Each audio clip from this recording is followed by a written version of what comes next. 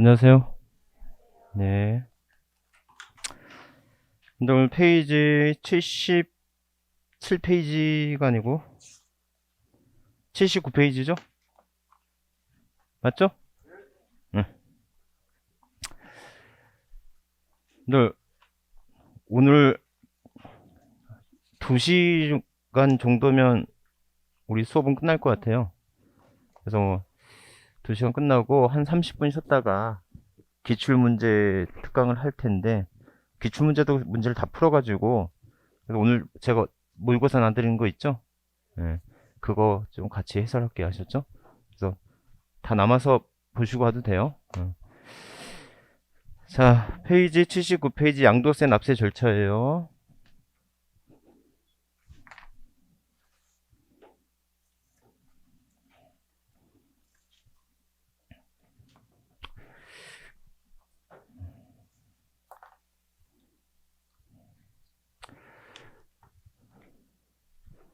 자, 기본적으로 여러분들 소득세는, 양도소득세는 신고납부가 예정신고납부가 있고 뭐가 있어요?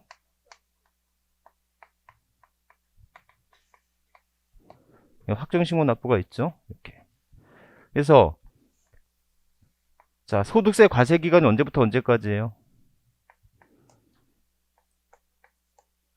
12월 31일까지가 소득세 확정신고납부 기간이죠. 그래서 여러분들 여기서 언제까지? 5월 1일서부터 5월 31일까지 무슨 납부해야 된다? 확정 신고 납부를 해야 돼요. 아셨죠? 자, 그런데 아시다시피 양도소득세는 세액의 크기가 일반 소득세와 다르다는 거죠. 한 번 냈다 하면 몇 천만 원씩 내야 된단 말이에요. 그래서 미리 좀 내줘. 응? 미리 좀 내줘라고 하는 겁니다. 그래서 무슨 날짜를 두고 있다? 예정 신고 납부 제도를 두고 있다. 자, 그러면 여러분들 예정 신고 납부인데 양도세 과세 대상 뭐가 있어요? 부동산, 부동산에 관한 권리, 기타 자산, 주식, 파생상품,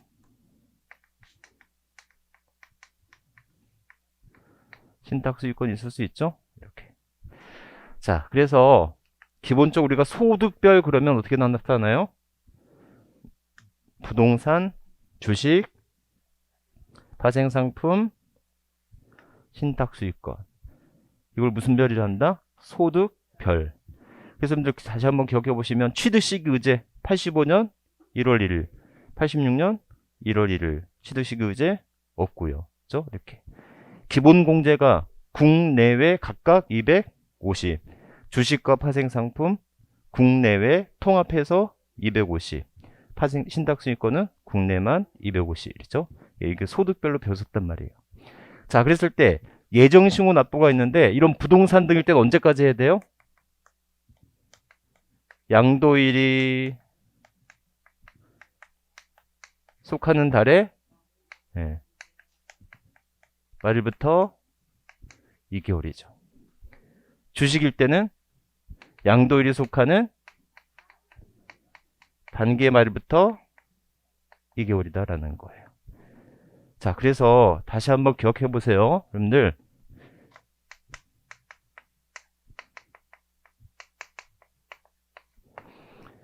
자, 소득세 성립 시기가 언제라고 그랬어요? 소득세가 성립되는 시기는 원칙적으로 과세기간이 종료하는 때였죠. 소득세 성립 시기는 이렇게 과세기간이 먼 때다? 종료하는 때다. 근데 자, 예외적으로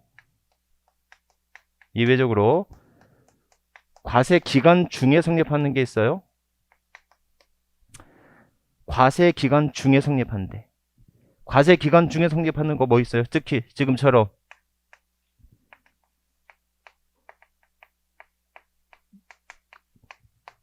예정신고 납부한 소득세, 이렇게 예정신고 납부한 소득세는 과세기간 중에 세금 내야 되잖아요.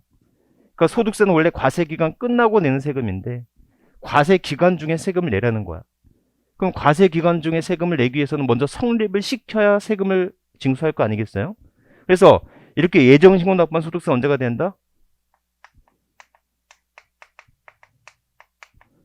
과세표준이 발생한 달에 말일 성립 시기로 해야 되지. 지금 무슨 말인가 하면 잘 보세요. 만약에 6월 1일 날 양도했어요. 아니 6월 30일 날 양도했어. 7월 1일 날 양도했어요. 그러면 예정신고 납부는 언제까지 해야 돼요? 양도일이 속하는 달의 말일부터 2개월이 되니까 8월 30일. 양도일이 속한 달의 말일부터 2개월이 되니까 9월 30일. 그러니까 신고 납부는 양도한 달 빼고 다음 달 말일까지 하면 되죠. 6월달에 양도했으면 초중순 말 필요 없어. 그냥 6월달 빼. 6월달 빼고 다음 달 말일까지. 7월달에 양도했으면 7월달 빼. 다음 달 말일까지. 제 말 이해하셨죠? 이렇게. 자, 그렇다면 결과적으로 이렇게 예정신고 납부를 하려면 이 양도한 것에 대한 예정신고 납부에 대한 소득세 성립 시기를 알아야 되잖아요. 그 성립 시기를 언제로 한다? 말일. 아셨죠? 그로부터 몇 개월 이내? 2개월 이내. 이렇게 하면 된다는 거예요. 아셨죠?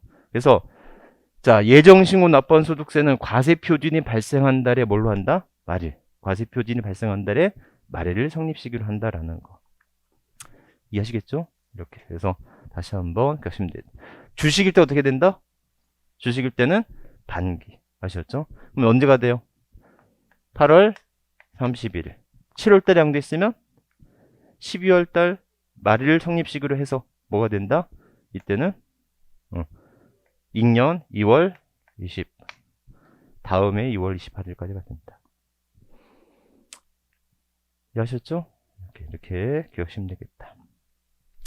자, 그런데 이게 만약에 부담부 증여야. 부담부 증여의 경우에는 2개월을 몇 개월로 한다? 네, 3개월로 한다. 왜요? 증여세 신고 기한이 3개월이기 때문에. 아셨죠? 이렇게. 따라서 여러분들 증여세 제척 기간도 몇 년이에요? 10년, 15년이죠. 양도세 제척 기간은 보통 5년, 7년, 10년이나 부담부 증여의 경우로서 증여세와 함께 신고하는 양도세만큼은 10년, 15년으로 간다라는 거죠. 이렇게 기억하시면 되겠고. 그 다음에 자, 토지거래 허가 구역 내에서 대금 청산 전에 대금 청산일까지 허가되지 않았어. 그래서 거기 보시면 페이지 79페이지예요. 허가를 받기 전에 대금을 청산했어요.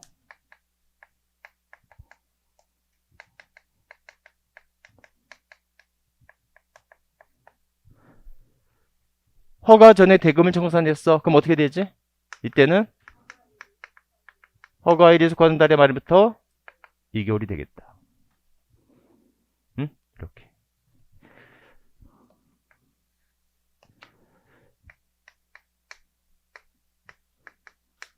자, 2월 5일이고 7월 14일이래요. 자, 이랬을 때 보시면 자, 만약에 보통의 거래는 허가일이 있고 대금 청산일이 있겠죠. 자, 그럼 이때 양도 시기는 언제예요?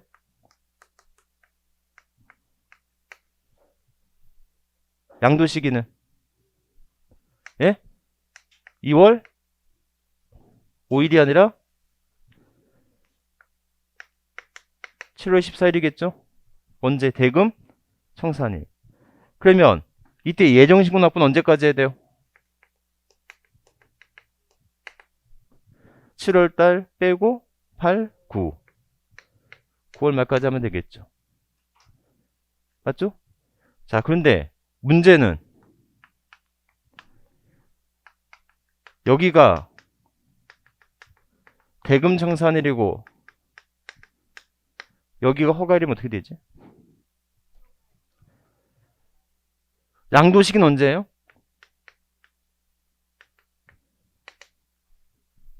양도 시기는 2월 5일이에요? 7월 14일이에요? 예? 2월 5일이죠. 왜요? 자, 허가되지 않은 거래는 유효, 무효? 무효. 무슨 무효? 예? 그걸 유동적 무효라고 하죠? 왜 유동적이에요? 나중에 허가를 받으면 이게 확정 유효가 되죠. 근데 효과는 소급효야. 그렇죠. 그래서 여러분들 허가 구역 내에서는 허가를 받으면 허가를 먼저 받던 허가를 나중에 받던 허가를 받으면 효과는 대금 청산일이 있게 되는 거다. 아셨죠? 토지거래 허가구역 내에서의 허가는 필요 조건이지 충분 조건은 아닌 거야. 이 말 너무 어렵나? 그러니까는 허가구역 내에서의 허가는 필요해. 하지만 허가가 됐다고 해서 권리변동이 되는 것은 아니란 말이야. 아셨죠? 권리변동의 세법에 있어서는 반드시 대금 청산일이어야 되는 거야. 그러니까 허가를 먼저 받건 허가를 나중에 받건 뭐가 된다? 대금 청산일이 양도시기가 돼. 아셨죠? 그런데 유동적 무효인 상태에서 신고 납부를 하면 무효예요? 유효예요? 다시 한번. 유동적 무효인 상태잖아요. 허가를 아직 받지 않았으니까. 허가를 받지 않은 상태에서 신고 납부는 유효, 무효? 그것도 무효겠지. 대금 청산도 무효인데 거기에 따른 신고 납부도 무효지 않겠습니까? 제 말 이해하셨죠? 그래서 예정 신고 납부는 언제까지 해라? 예정 신고 납부는 허가일이 속하는 달의 말일부터 2개월 이내 해야 되는 거다. 이해하셨어요? 자, 그런데 여러분들 뭐 실무적인 얘기 한번 할게요. 자, 허가를 받지 않은 대금 청산은 무효라고 그랬죠. 그런 상태에서 예정 신고 납부를 했어. 유효, 무효? 그것도 무효겠지. 맞죠? 근데 나중에 허가를 받았어. 그러면 얘도 유효가 되듯이 예정 신고 납부도 당연히 유효가 되는 거야. 제 말 이해하셨죠? 그래서 기본적으로 대금 청산일이 허가 전에 대금 청산 후에 허가 전에 대금을 청산을 받았다면 허가를 받았으면 대금 청산일이 양도시기가 되는 거고 그에 따른 예정 신고 납부는 언제부터 해라? 허가일이 속하는 달의 말부터 2개월 이내 해라. 이해하셨죠? 네. 여러분들 이 내용이 또 어디 있냐면 페이지 잠깐만 어디 갔다 오냐면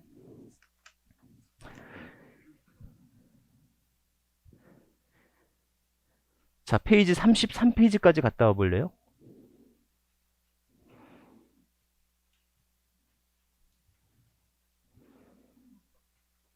거기 보시면 동그라미 2번에 보시면 원래 신고 납부가 60일 이내잖아요. 찾으셨죠? 그렇다면 이때 토지거래 허가구역의 경우 자, 허가구역 안에 있는 토지를 취득하는 경우로서 토지거래 계약에 관한 허가를 받기 전에 거래대금을 완납한 경우에는 허가일이나 허가구역의 지정 해제일 또는 축소일부터 며칠 이내? 60일 이내. 이것도 아시겠죠? 자, 여러분들 이것도 한번 해볼까? 그럼 반대로. 자, 그러면 우리 이건 양도세니까 취득세 뭐 취득세. 자, 취득세 취득일 언제예요? 취득일은 7월 14일이 되겠죠. 대금 청산일이니까. 그렇다면 취득세에 대한 신고 납부도 언제부터?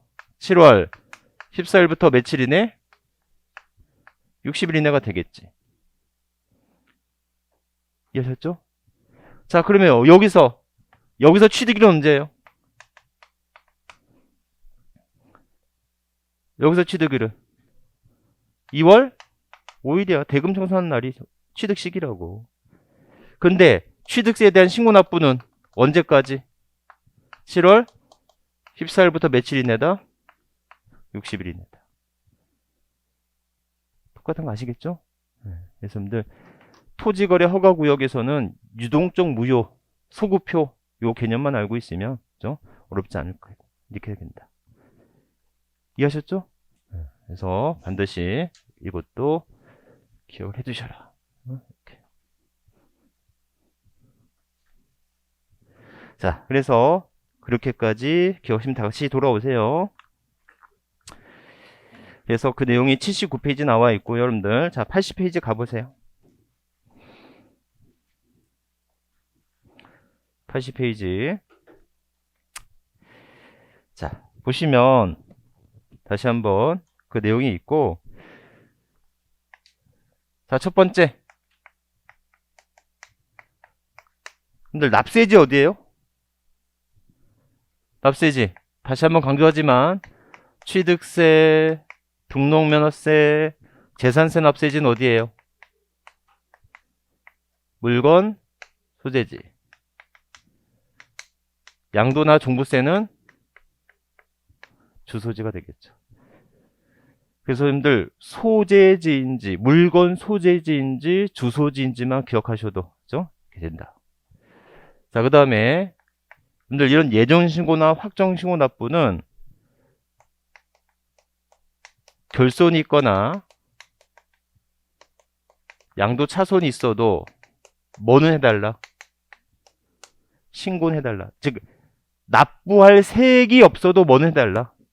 납부할 세액이 없어도 신고는 해달라. 아셨죠?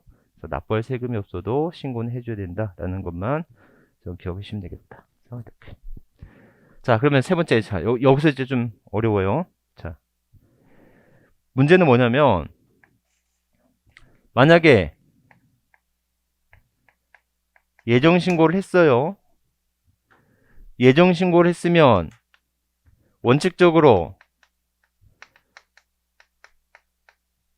확정신고를 해야 돼요? 말아야 돼요? 확정신고를 불요합니다. 그러니까 예정신고를 하던 확정신고를 하던 하나만 한번 하면 되는 거야. 그러니까 예정신고를 했으면 확정신고를 안 해도 되는 거라고. 이해하셨죠? 그렇다면 예외적으로 확정신고를 해야 될 경우도 있을 수 있겠죠? 자, 왜 그럴까? 예정신고를 했는데도 확정신고를 왜 또 해야 돼? 라고 한다면, 자, 두 가지. 1년에 같은 과세기간에 누진세율 대상을 2배 이상 양도하고 합산해서 신고를 안 했다면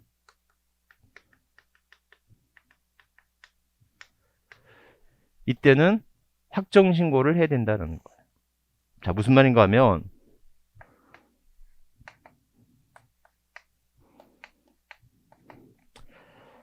1월 1일부터 12월 31일까지인데 자, 여기서 1000만원 벌었어요. 여기서 또 1000만원 벌었어요.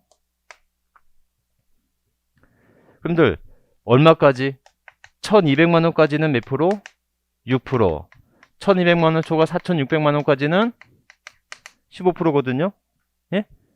그러면 1000만원 벌었어. 그럼 얼마? 6%니까 60만원. 두 번째도 벌었으니까 1000만원 벌었네. 얼마? 60만원. 이러면 돼요? 안 돼요? 왜 안 돼요? 그렇지. 얘는 1년에 2000을 버는 거거든.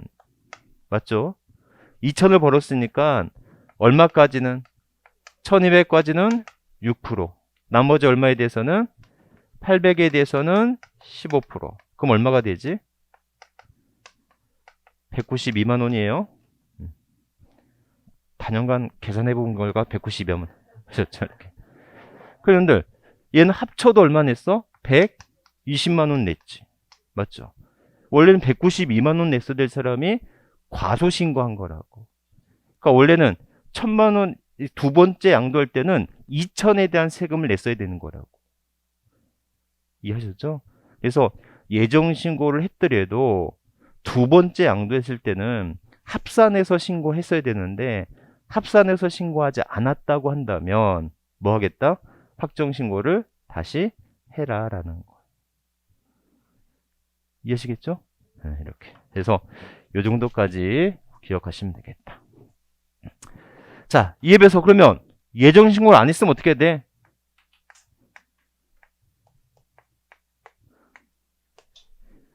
자, 예정신고 안 했으면 여러분들 가산세 있겠죠? 가산세 무슨 가산세? 신고 불성실 가산세, 납부 지연 가산세. 신고 불성실 가산세는 무신고는 몇 프로? 20%, 과소신고는 10%죠. 이렇게. 자, 그렇다면 예정 신고를 안 했으면 뭐 해야 된다? 이때는 확정 신고를 필요로 해야 되겠죠? 확정 신고를 해야 됩니다. 자, 이렇게 만약에 확정 신고를 했으면요. 예정 신고 시 가산세를 몇 프로 경감한다? 50%를 감면합니다. 예정 신고를 안 하고 확정 신고를 했어. 그러면 그 확정 신고 시에 예정 신고에 대한 가산세 몇 프로를 감면한다? 50%를 감면한다. 아셨죠? 근데 만약에 확정 신고도 안 했단 말이야. 예정 신고도 안 하고 확정 신고도 안 했으면 확정 신고도 안 한 것에 따른 가산세가 또 있어야 될 거 아닙니까? 그래서 확정 신고를 안 했더라도 이때는 가산세가 중복된다 안 된다? 가산세를 중복하지는 않습니다. 예정 신고에 대한 가산세, 확정 신고에 대한 가산세가 중복되지는 않는다. 아셨죠? 여러분들 요게 요즘에 트렌드야. 이 내용이. 그래서 예정 신고와 확정 신고의 관계, 요것이 요즘의 트렌드니까 좀 기억을 해두세요. 아셨죠? 예정 신고를 했을 때 확정 신고를 하는 경우 안 하는 경우, 예정 신고를 안 했을 때 확정 신고 할게 안 할 때, 이거 다시 한번 기억해 두시고 되셨죠? 자, 그 다음에 거기 보세요. 디귿번에도 표시 좀 해두실래요? 80페이지 신고 안 했을 때 디귿번 찾으셨어요? 여러분들 거기 읽어보시면, 자, 거주자가 건물을 신축 또는 증축하고 건물의 취득일 또는 증축일부터 5년 이내에 해당 건물을 양도하는 경우로서 감정가액 또는 환산 취득가액을 취득을 하는 경우에는 해당 건물의 감정가액 또는 환산 취득가액의 100분의 5, 100분의 10 풀고 나올 수 있어요. 100분의 몇 프로예요? 5%. 자, 주의.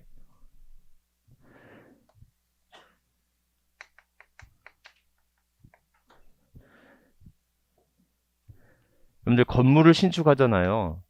건물을 신축하고 이걸 몇 년 내에 양도한다? 5년 내에 양도한다는 거예요. 그럼 여러분들 양도가액은 정해져 있는데 이 취득가액은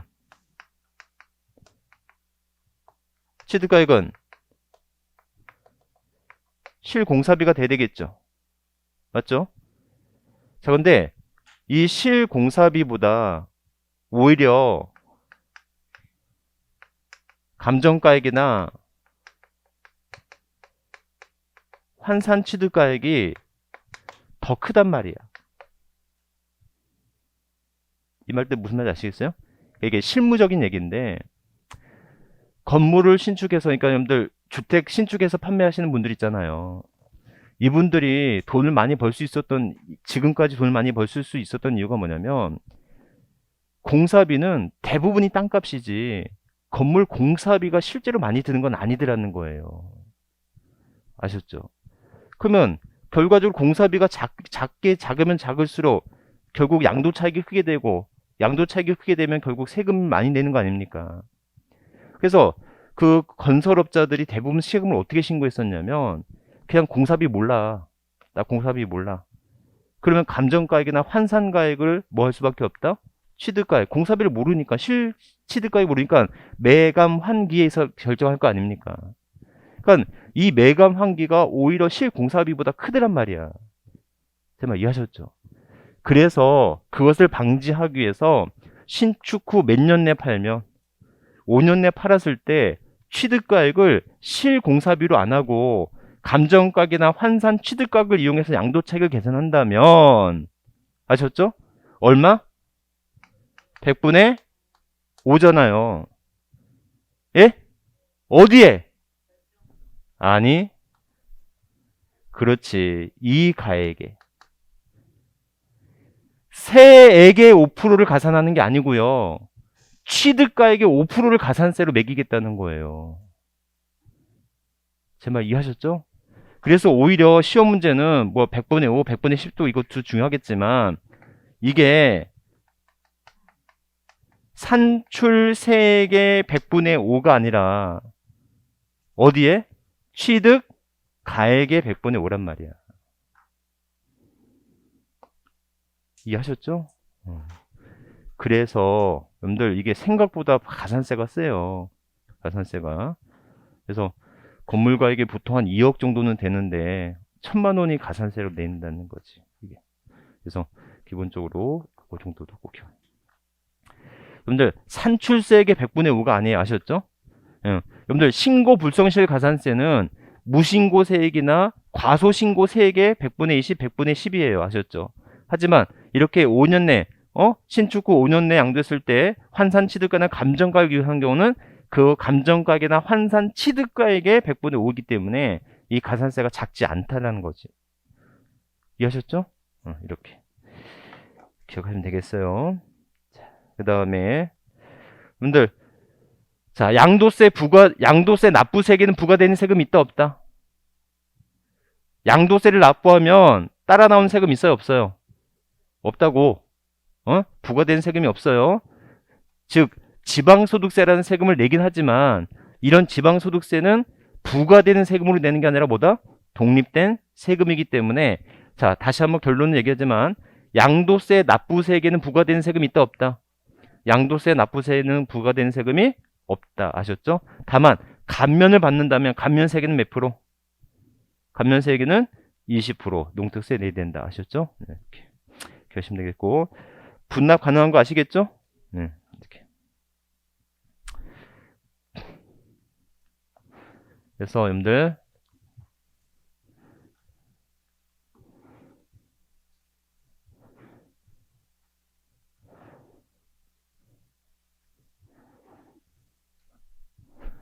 이렇게까지 결정하면 될 것 같아요. 그래서 예정신고 납부와 확정신고 납부다 라고 하는 것만 기억하시면 되겠고 자, 국외자산에 대한 양도세예요.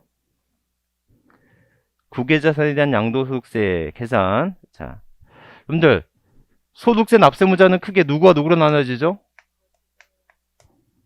거주자와 비거주자로 나눠지죠? 그래서 거주자는 국내냐?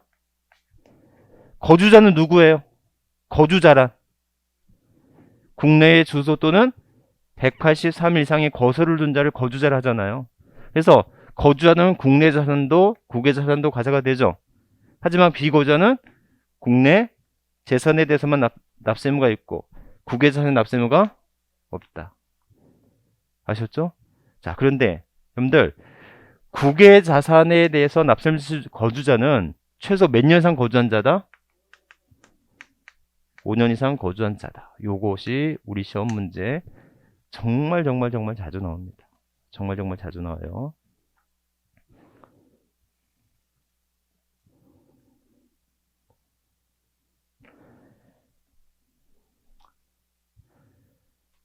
자, 이렇게.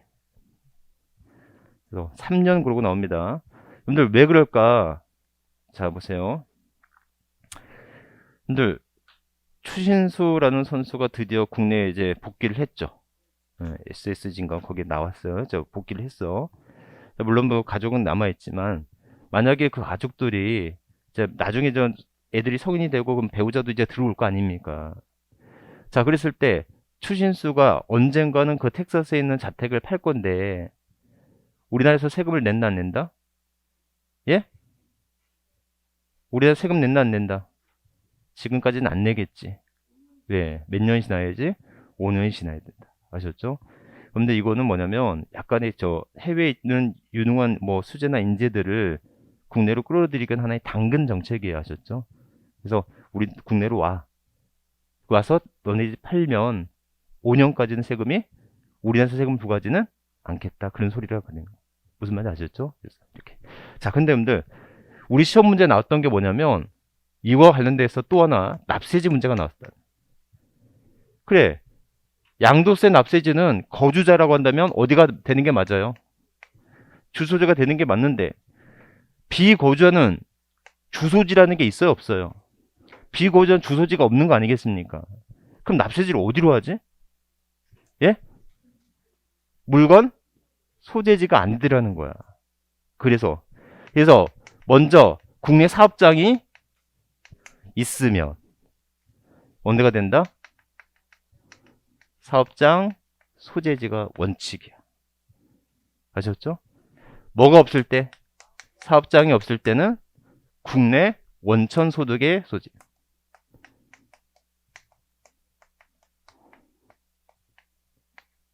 국내 원천 소득의 소재지가 어디겠어? 물건 소재지겠지. 그 물건을 팔았으니까. 이해하셨죠?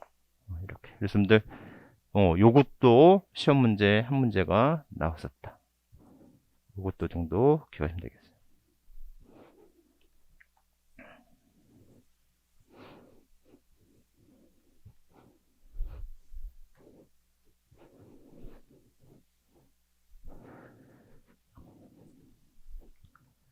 자, 이렇게까지 기억하시면 되겠고, 자, 여러분들, 과세표준 계산구조 외워보세요. 어디에서? 아이고, 힘들어. 양도가액에서 필요경비를 빼죠? 필요경비는 크게 취득가액과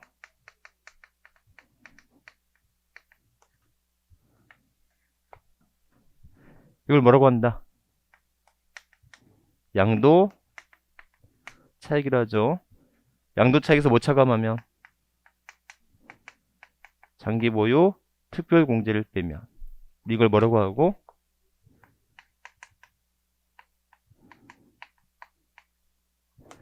양도소득 금액이라 하고. 양도소득 금액에서 뭐 차감하면?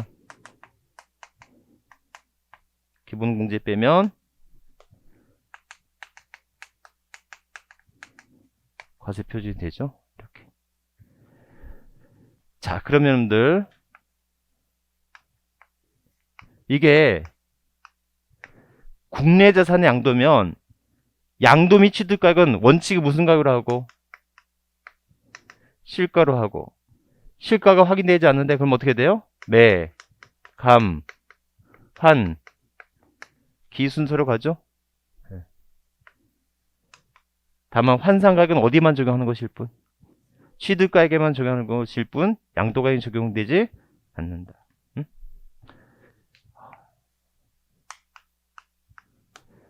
자, 국외자산이라면요. 국외자산이면 원칙은 무슨 가액으로 하고? 실가로 하고.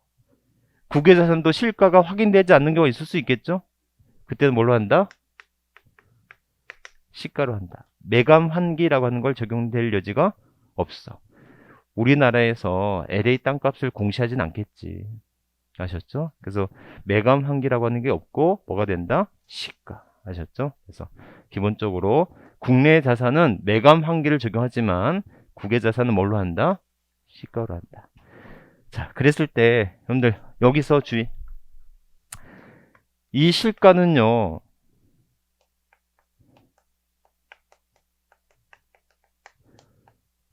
외화 환산을 해야 되지 않습니까? 응? 만불이라고 한다면 만불이 도대체 우리나라 돈으로 얼마인 거야? $10,000를 우리나라 돈으로 환산을 해야 될 거 아니에요. 그렇죠. 환율은 맨날 변할 거 아닙니까? 그럼 환율은 언제 당시 환율로 할 거야? 당연히 양도 또는 취득 당시가 아니야. 양도 또는 취득 당시에 환율로 하는 게 아니고 언제 당시? 수령하거나 또는 지출일 현재다라는 거. 수령일 또는 지출 현재 기준 환율 또는 재정 환율이라고 합니다. 아셨죠? 이렇게. 그래서 수령일 또는 지출일 현재예요. 양도일 또는 취득일 현재가 아니라 수령일 또는 지출일 현재라고 하는 거. 아셨죠? 이렇게. 자, 그래서 그 정도 기억하시면 되겠고. 자, 또 하나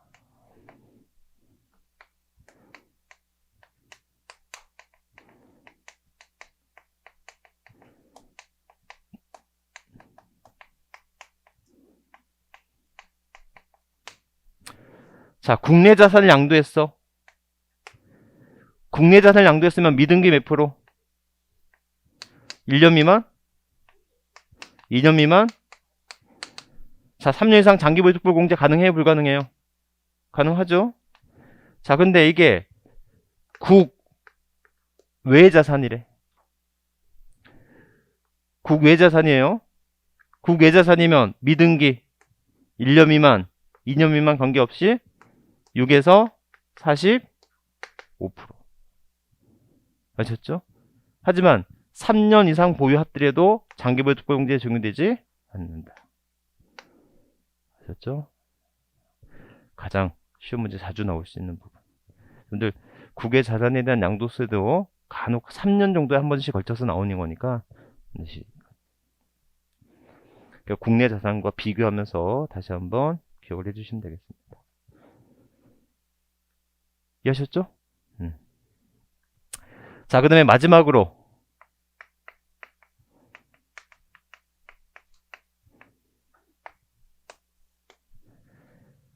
자, 외국 납부세액이 있어요. 여러분들 외국에서 납부하고 우리나라에서 납부하면 이건 무슨 과세다? 분명 이중과세 문제가 있겠죠? 그래서 이중과세. 여러분들 이중과세 하면 여러분들이 배웠던 것 중에서 뭐가 생각나죠? 또 아무 생각 없지?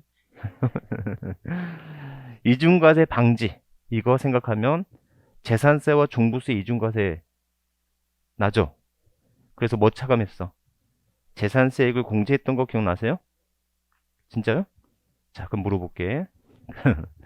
자, 종합부동산세를 계산할 때 종합부동산세에서 재산세액을 공제하는 건데 그러면 이때 이 재산세는요 탄력세율을 적용받기 전의 세액일까요? 탄력세율을 적용받은 후의 세액일까요? 또는 재산세가 세부담 상환제를 받을 텐데 세부담 상환제를 적용받기 전의 세금일까요? 세부담 상환제를 적용받은 후의 세금일까요?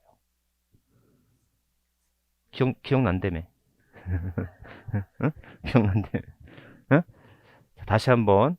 자, 종합부동산세 계산 산식에서 재산세를 공제하는데 여기서 재산세는 세부담 상환제를 적용받은 후의 세금이에요? 적용받기 전의 세금이에요?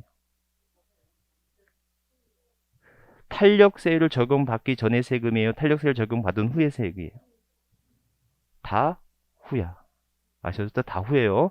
그래서 실제로 이중과세를 방지하기 위한 제도이니까 실제로 납부한 세금을 기준으로 공제를 해야 될 거 아니에요. 그러니까 탄력세를 적용받은 후의 세금이고 세부담 상환제를 적용받은 후의 세금으로 재산세를 공제하는 거다. 제 말 이해하셨죠? 자, 또 하나 이중과세 방지 차원에서 국외 자산을 양도했을 때 국내에서도 내고 국외에서도 낸다면 이건 국제적 이중과세 문제가 있을 수 있잖아요. 제 말 이해하셨죠? 그랬을 때 이 외국 납부 세액을 공제를 해야 되는데 여러분들 외국 납부 세액 공제는 세액 공제와 필요기급 공제 중 뭐 할 수 있다? 선택할 수 있다는 게 포인트야. 세액 공제와 필요기급 공제 중 뭐 할 수 있다? 선택할 수 있다. 그럼 뭐 선택할래요? 당연히 세액 공제 해야 되지. 아셨죠? 필요경비 공제를 선택하면 안 됩니다. 맞죠? 이렇게 또 일반적으로 다 세액 공제를 해야 된다. 그래서 여러분들 이와 같은 논리가 뭐가 있었냐면 우리가 배우자 2월 과세할 때 기납부한 증여세를 세액 공제한다, 필요경비 한다. 배우자 2월 과세, 배우자로부터 증여받은 자산 5년 이내 양도했을 때 혹시 그때 기납부한 증여세가 있다면 이때는 세액 공제한다, 필요경비 공제한다? 필요경비 공제를 한다. 이게 그래서 독소조항이라는 거지. 세액 공제를 해줘야 되는데 필요경비 공제만 한다는 게 아셨죠? 아, 입병이 나와갖고 자꾸 말이 새네. 아셨죠? 이렇게. 자, 그래서 여기까지가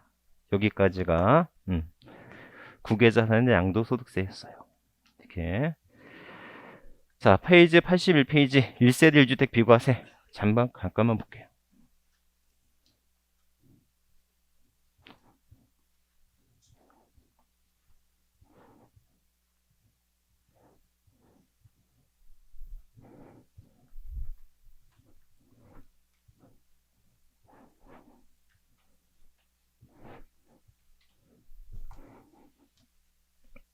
자, 볼게요.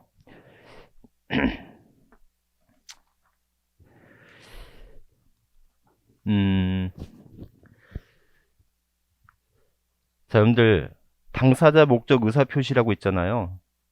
얘네가 충족을 하면 우리는 것을 성립, 그렇지 않은 것을 불성립, 이거 배우죠?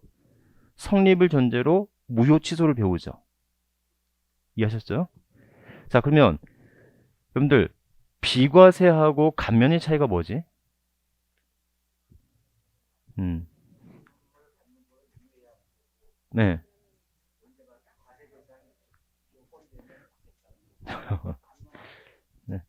네? 비과세 된다, 감면된다. 이게 무슨 차이일까? 다시 한번. 그럼 무효하고 취소의 차이가 뭐예요? 6개월을 민법을 공부했는데. 네? 네. 취소는요?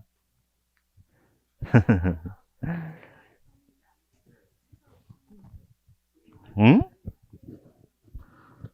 무효나 취소는 성립을 전제로 하죠. 자, 다시 한번. 그러면 무효권자가 맞아요? 취소권자가 맞아요? 취소권자라는 표현이 맞지 무효권자라는 표현은 맞지 않죠. 당연 무효니까. 그죠? 이게. 자, 제가 하고 싶은 말은 뭐냐면, 여러분들, 무효나 취소의 다른 점 우리 민법 교수님한테 배우는데, 다른 점이, 가장 큰 다른 점이 뭐냐면, 원인이 달라. 무효의 원인, 취소의 원인이 다르지. 맞죠? 그 다음에 절차가 달라. 그렇죠? 무효권자, 취소권자를 할 때 무효권자라는 말은 없잖아. 근데 원인과 절차는 다르지만 결과는 같아. 그렇죠? 그래서 원인과 절차가 다르다는 거. 그럼 비과세나 감면이라고 하는 것도 그래요. 비과세권자, 감면권자 어느 게 맞는 말 같아요? 감면권자가 맞는 말이지.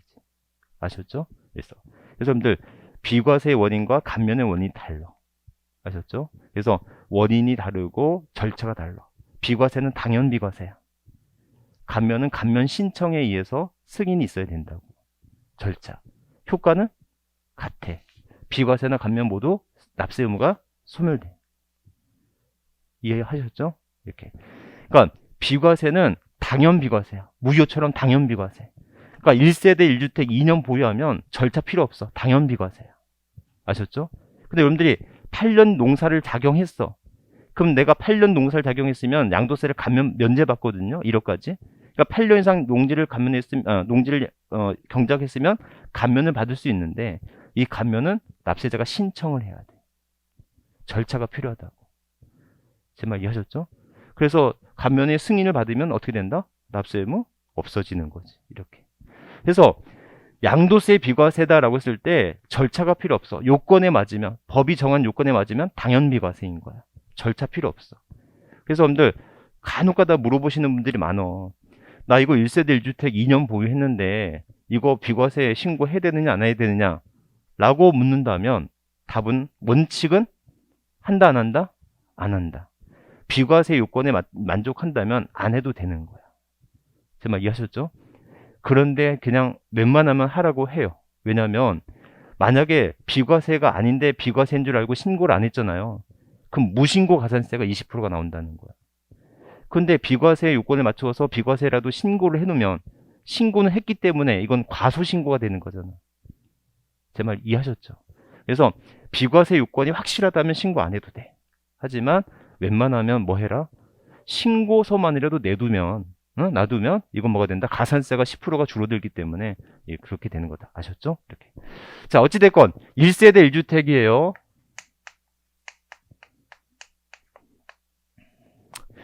자, 1세대 1주택이 비과세대가 되기 위해서는 먼저 1세대 요건을 만족해야 돼. 그 다음에 주택이어야 돼. 너무나 당연한 얘기인데 상가 3년 보유했다고 해서 상가 10년 보유했다고 해서 비과세 돼야 안 돼요. 안 돼요. 아셨죠? 주택을 비과세 해주는 거라고. 뭐 당연한 말 갖고 그러네. 그럼 겸용주택 어떡하지? 겸용주택은 주택으로 볼 거예요? 안 볼 거예요? 예? 그건 알아서 배워서 아는 거고. 그런 게 문제가 있다. 그럼 다가구 주택은 한 개로 볼 거야? 여러 개로 볼 거야? 또 그런 문제가 있을 수 있지 않습니까? 그렇죠? 그 다음에 여러분들 1주택이어야 돼. 1주택. 응? 그래서 이 1주택은 내가 평상시에 1주택이어야 되는가? 아니, 보유기간 중에 1주택이었어야 되는가? 아니면 양도 시점에 1주택이었어야 되는가? 라고 하는 것이지. 작년까지만 해도 무조건 양도 시점에 1주택이면 됐었다고. 근데 이제는 조정 대상 지역 내에서는 뭐가 된다? 1주택이 된 시점에서 또 2년을 보유해야 되는 거라고. 제 말 또 이해하셨죠? 이제 그런 걸 공부할 거라고. 그 다음에 몇 년 보유해요? 2년 보유인데. 다만, 조정 대상 지역 내에서는 또 몇 년 거주해야 된다? 2년을 거주해야 된다라는 거. 그래서 1세대 1주택이 되기 위해서는 이 요건들을 만족해야 되는데, 이런 것에 대한 시험 문제가 이제 한 문제가 나온다는 거예요. 아셨죠? 그래서 여러분들 1세대 1주택 비과세는 되게 중요해. 살면서 되게 중요해. 근데 시험 문제에서 중요하냐고 물어본다면 그렇지 않다는 거지. 제 말 이해하셨죠? 그래서 여러분들도 경험을 많이 하실 텐데 요즘 세무사들이요. 양도세 상담을 안 받아요. 워낙 많이 바꿔가지고 세무사조차도 양도세를 몰라. 이게. 무슨 말인지 아시겠죠? 그래서 기본적으로 여러분들 양도세는요. 웬만하면 2명 이상의 세무사에게 꼭 상담을 받으셔야 돼. 양도세가 너무나 많이 바뀌고 실제로 경과 규정이 너무 많아. 이때 샀을 때는 어떻게 되고 이때 샀을 때 어떻게 되고 이런 규정들이 많기 때문에 이거는 반드시 상담을 2명 이상의 세무사한테 전문가한테 좀 상담 받으셔야 된다. 아셨죠? 자, 그런 상태에서 지금 우리가 공부하는 것은 어떤 수업 목적상의 공부인 것이지 이것이 어떻게 실무와 바로 접촉돼서는 안 되는 겁니다. 아셨죠? 이렇게. 자, 그중에서 1세대 원칙적으로 누가 있어야 된다? 배우자가 있어야 되겠죠? 하지만 여의자가 배우자가 없어도 1세대로 보는 경우가 있을 수 있죠? 몇 세 이상? 30세. 배우자가 사망하거나 이혼한 경우. 중위 기준 소득의 몇 프로? 40% 이상이 있는 경우에는 배우자가 없어도 1세대로 보는데 당구장 표시 다시 한번 보시면 뭐 할 때는 별것이에는 무슨 세대로 본다? 동일 세대로 본다. 좀 쉬었다가 면들 82페이지서부터 마지막 좀 공부할게요.